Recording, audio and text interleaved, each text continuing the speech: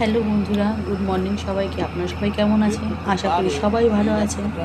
আমাদের এখানে রেলের যে কাটাকুটি চলছে, মানে এর আগে যে ভাঙা হয়েছে বাড়িগুলো, রেল লাইনে দুটো লাইন বসবে, ওর জন্য জায়গা নেওয়া হচ্ছে। আর বাড়িগুলো এখন ভাঙা হয়ে গেছে, দেখুন জায়গাটা কাটা হচ্ছে।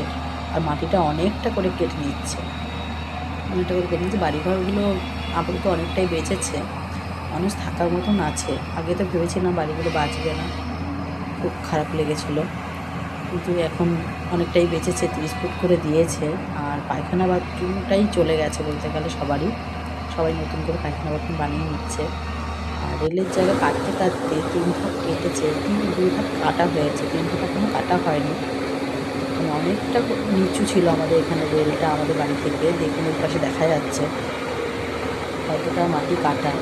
আর কাটতে কাটতে এখানে জল বেরিয়ে গেছে, নিচ থেকে জল বেরোচ্ছে, অনেক জল, জল বেরিয়ে যাচ্ছে। ওই জলটা এত সুন্দর, কাচের মতন জল, এত সুন্দর বলার কথা নয়। কিন্তু জানি না কী হবে আর কীভাবে কী করবে। দেখলাম পাথর চাপা দিচ্ছে ওখানে, যেখানে জল বেরিয়েছে।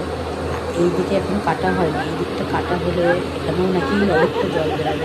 নাকি আগে আমার হাজবেন্ডেরা বলতো, আমার শাশুড়ি টাশুড়ি সবাই বলেছিল যে এখান থেকে জল নিয়ে ওরা নাকি কাজ করে। অনেকটাই গেছে, জল আছে এখানে, ঝর্ণার মতন জল। আগে তো এতটা সুযোগ সুবিধা কারোই ছিল না, পায়খানা বাথরুম এসব কিছুই ছিল না, সব ওই দিকেই সবাই